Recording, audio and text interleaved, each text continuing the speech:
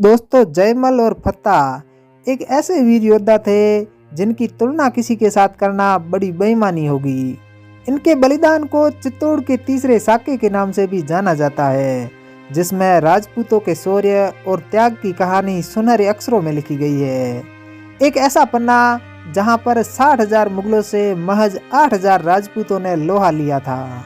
हालांकि वो किले को बचाने में नाकामयाब रहे, लेकिन उन्होंने अकबर को जीतने के बाद भी हार का स्वाद चखा दिया था। आज हम इस वीडियो के माध्यम से चर्चा करेंगे चित्तौड़गढ़ के तीसरे जौहर और जयमल फत्ता के अमर बलिदान के बारे में। तो बने रहिएगा मेरे साथ, अंत तक आपको सारी जानकारी मिल ही जाएगी।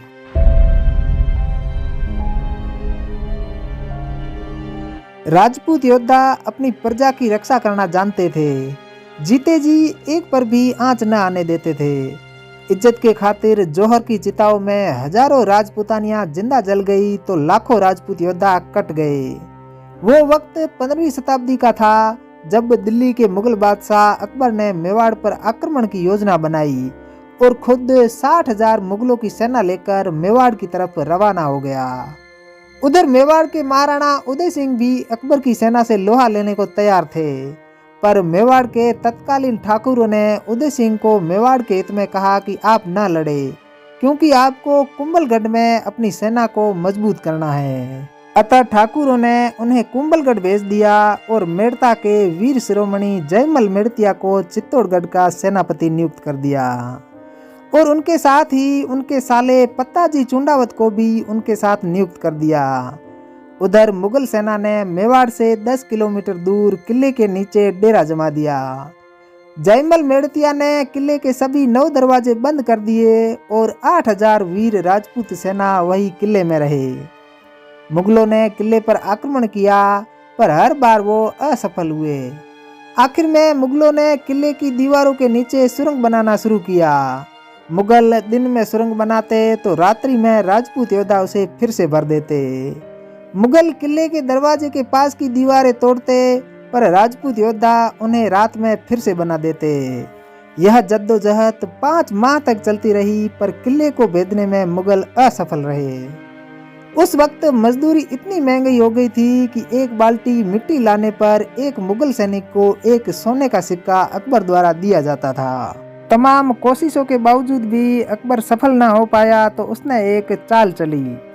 अकबर ने जयमल मेड़तिया के पास अपना एक दूत भेजकर प्रलोभन दिया और कहा कि अगर मेरी अधीनता स्वीकार करोगे तो उसके पुरखों का राज्य मेड़ता सहित तो पूरे मेवाड़ का राजा बना दिया जाएगा।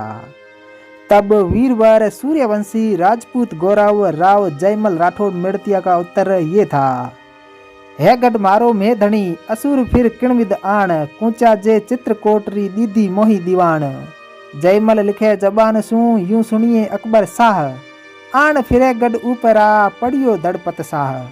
अर्थात जयमल मेड़तिया कहते हैं कि यह गढ़ मेरा है और इसका रखवाला मैं ही हूँ। मेवाड़ के दीवान ने इस किले की चाबी मुझे दी है। तुझ तुर्क को इस किले में मैं जीते जी तो प्रवेश करने नहीं दूंगा। तुमने अगर इस किले में आने की कोशिश की तो तुम्हारा सर धड़ से अलग कर दूंगा। एक रात जयमल मेड़तिया किले की दीवार को ठीक करवा रहे थे तो तभी अकबर की नजर उन पर पड़ी।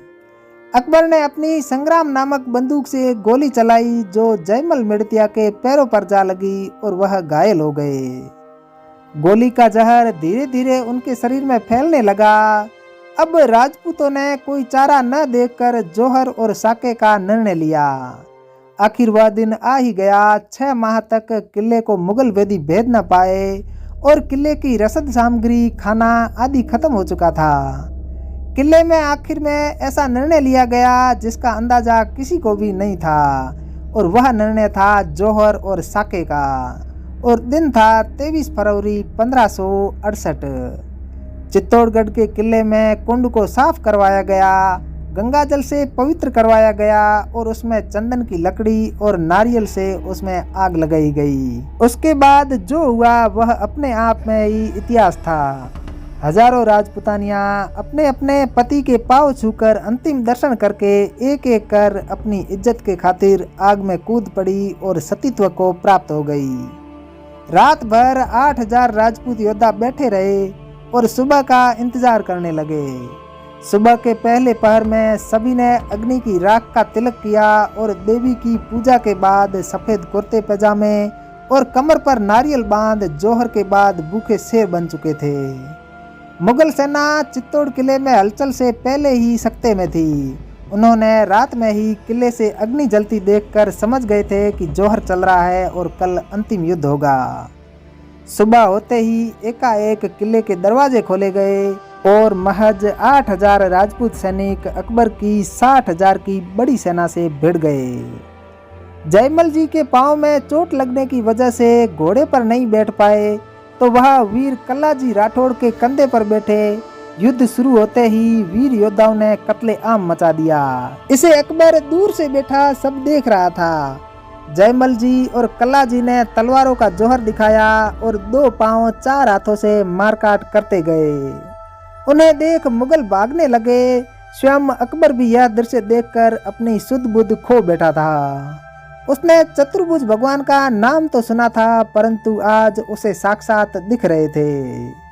जयमल बढ़ता जीवने पत्तो बाए पास, हिंदू चढ़िया हाथिये चढ़ियो जस आकाश।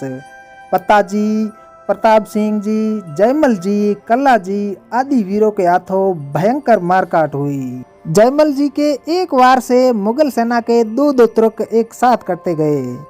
किले के पास बहने वाली गंभीरी नदी भी लाल हो गई थी। सीमित संसाधनों के होने के बाद भी राजपूती सेना मुगलों पर भारी पड़ी और युद्ध समाप्त हुआ। कुल 48,000 सैनिक मारे गए, जिनमें से पूरे 8,000 राजपूत वीर गति को प्राप्त हो गए तो बदले में 40,000 मुगलों को भी लेकर गए। बचे थे तो सिर्फ अकबर के साथ 20,000 मुगल। युद्ध के बाद अकबर किले में गया तो वहां कुछ नहीं मिला। तभी अकबर ने चित्तौड़ की शक्ति कुचलने के लिए वहां कत्लेआम का आदेश दे दिया और 30,000 आम जनता को क्रूरता के साथ मारा गया। यह कत्लेआम अकबर पर बहुत ही बड़ा धब्बा है और देखो लोग कहते हैं कि अकबर महान था। अकबर जयमल जी और पत्ताजी की वीरता से प्रभावित हुआ और नरसंहार का कलंक धोने के लिए उसने उनकी अश्वरूढ़ मूर्तियां आगरे के किले के मुख्य दरबार पर लगाई। वहीं कल्लाजी घर घर लोक देवता के रूप में पूजे गए। मेवाड़ के महाराणा ने वीरता के बदले वीर जयमल मेड़तिया के वंशजों को मंदसौर का ठिकाना दिया तो वहीं पत्ताजी चूंडावत के वंशजों को आमेर का ठिकाना दिया। ये वही जयमल मेड़तिया है जिन्होंने अब एक ही झटके में हाथी का सिर काट दिया था। ये वही वीर जयमल है जो महाराणा प्रताप के सैनिक गुरु थे। यह वही वीर है जो स्वामी भक्ति को अपनी जान से ज्यादा चाहकर अकबर द्वारा मेवाड़ के राजा बनाए जाने के लालच पर भी नहीं झुके। परंतु जयमल मेड़तिया और पत्ता सिसोदिया का आज किताबों में कहीं वर्णन नहीं मिलता है तो सिर्फ मुगलों के बारे में। इसलिए मेरा फर्ज था कि यह जानकारी आप सभी तक पहुंचाई जाए। तो दोस्तों कैसा लगा ये वीडियो कमेंट करके ज़रूर बताएं। वीडियो अगर अच्छा लगा हो तो वीडियो को लाइक और चैनल को सब्सक्राइब करें। मैं मिलता हूँ किसी नए टॉपिक के साथ किसी नई वीडियो में। तब तक के लिए जय हिंद, वंदे मातरम।